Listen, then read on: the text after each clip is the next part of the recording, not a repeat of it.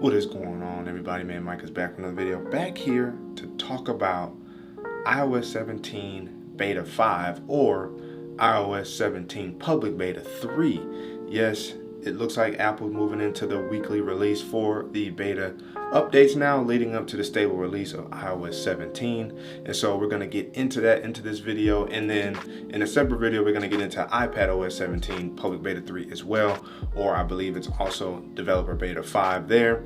So that way you guys can see what's going on with the iPad. Much of it is very similar to, of course, iOS 17, but there are still some exclusive features for the iPad. So the first thing we're going to get into before we really start breaking it down is that this update was just over a gigabyte in size. For my iPhone 14 Pro is 1.12 gigabytes in size, and the AirPods Pro Beta 3 also released as well. So if you have a Mac and you go to the developer website to use the developer kit and also have your phone hooked up to your Mac, you can actually toggle on developer mode in your phone, and then from there be able to receive the beta software for the AirPods Pro, or really I guess any of the AirPods, but specifically the AirPods Pro is going through an update process as well, because we're getting new features with iOS 17 for the AirPods Pro. And there was a modem update, meaning that there should be better cellular connectivity with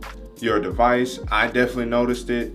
I'm in like downtown Macon, Georgia area. Usually I don't have any problems connecting to the network down there, but for whatever reason, beta 2 specifically seemed like it kind of threw off the connectivity. I was having intermittent issues in the morning. Today, after running it, I noticed that everything was fine. So it does go to show that these modem updates do fix and improve our connectivity to the networks. Also, be mindful that in your next to your clock, your network icon may not always show up. You'll still be connected to the network, but the icon may not always show up, such as 5G, 5G UC or whatever, or even LTE. Sometimes the icon doesn't pop up. It's because of the beta software, but you are still connected to the network.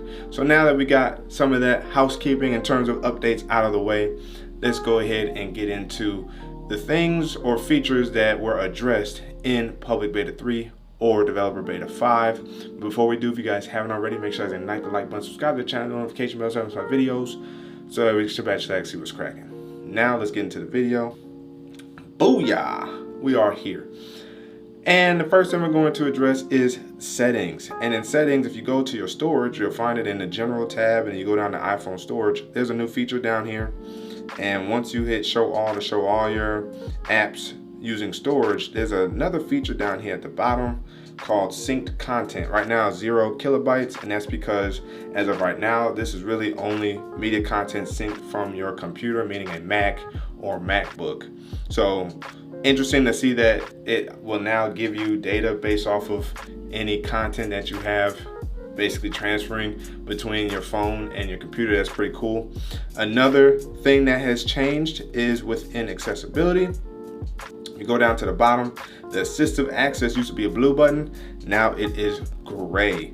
And also, if I show you the control center again, the flashlight icon has also changed in this beta update. Still in settings, if you go to wallpaper, so we back out accessibility settings, we go to wallpaper, and we want to add a new wallpaper. It's the only way to really showcase this new kind of updated or revised look at the wallpaper changer or wallpaper chooser. They have reassessed and moved around the different featured wallpaper sets, including suggested photos. And for mine, for whatever reason, it's only suggesting my wife's pictures and none of me. I thought I had some of me on my phone, but apparently for me it's suggesting my wife. And they've changed the order of some of these as well. So if you want to go in here and play around, I've recently changed mine to the astronomy because it looks really nice on the iPad Pro. And so I was like, you know what, why not just put that on my phone too and see what that looks like. And I've been enjoying swapping the different planets out. May go to Earth just because I can get that zoom in feature, but right now, Mars, Jupiter, Saturn, Neptune, it's where it's at right now. I wish they would have included a little Pluto. But nonetheless, that is what is going on with the wallpaper. If we go back to home and go into the App Store, there's a neat little change here in the App Store. If I scroll down just a little bit, I did not say to download NFL. You'll notice Rumble, if you notice the push button, it is now only one letter capped, which means the first letter gets capitalized and the rest is lowercase.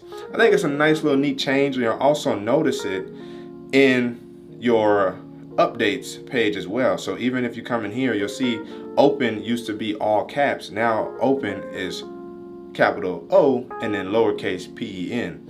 So that's also a neat little adjustment or change that they added there. Now upon being here at the home page, you go into Safari, and so private has a new splash screen letting you know what's going on with private browsing, and also ad blockers work again with this recent beta release. So those who use ad blockers in Safari, they should be working for you now. If we go into messages, and I'll just use my basketball one here real quick.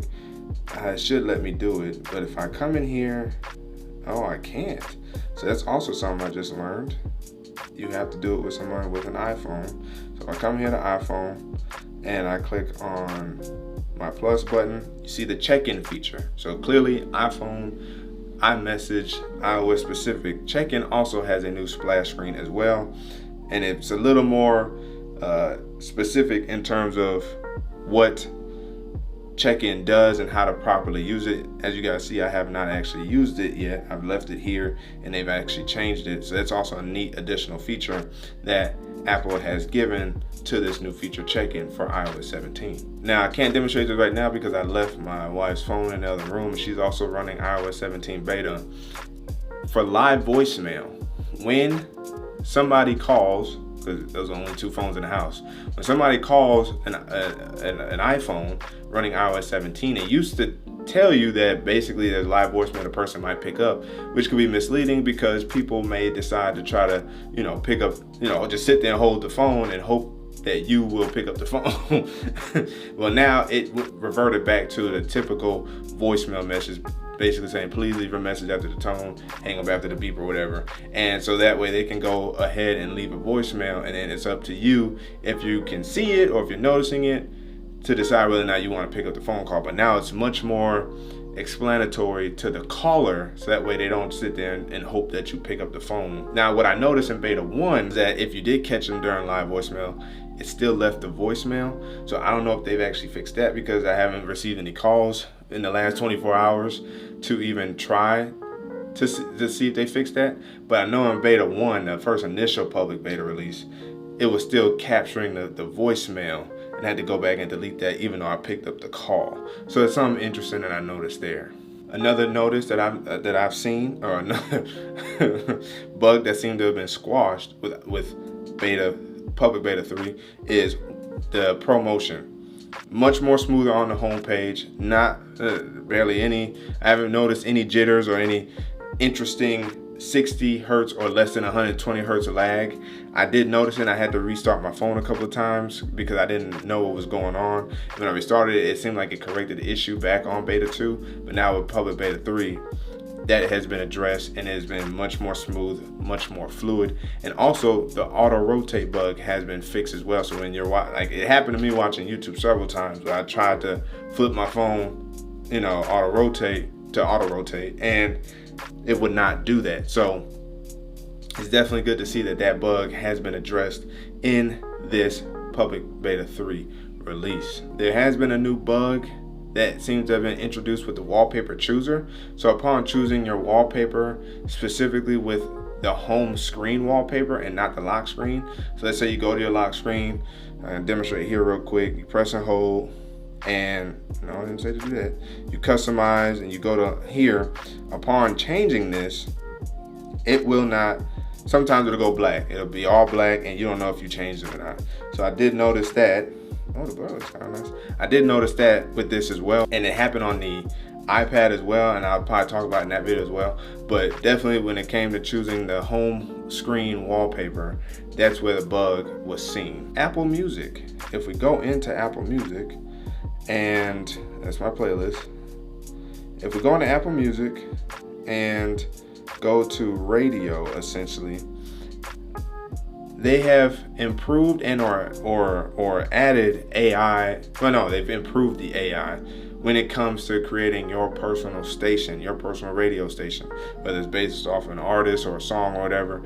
The AI is going to supposedly do a better job at creating a radio station that you will enjoy and like and listen to. Now, if we go to the feedback page and we go to recent activity and we come down here to iOS and iPad OS 17 Beta 5 release notes, there's just under or a little under 100 known issues that Apple has came across, and they fixed somewhere around 20 of them. So we see that there's still a little bit ways to go, but we also know that we got about a month or so before the official release drops. And since they do a weekly update, a weekly, drop for beta updates, we should see plenty of issues to start getting resolved over the course of the next 4 to 6 weeks.